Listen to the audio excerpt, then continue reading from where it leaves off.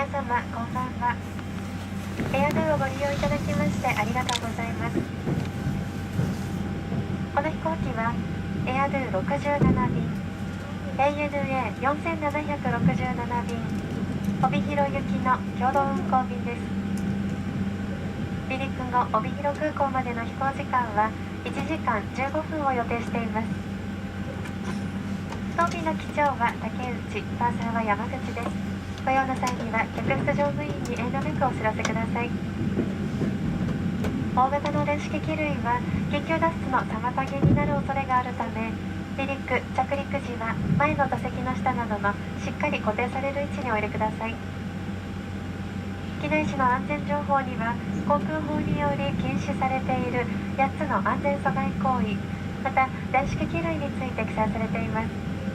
安全の修理と合わせて離陸前にご確認ください。これより安全に関する VTR を上映しますので、お近くのスクリーンにご注目ください。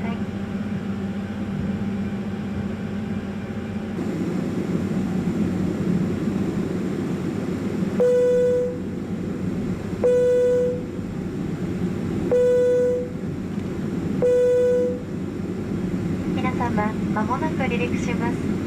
シートベルトをもう一度お確かめください。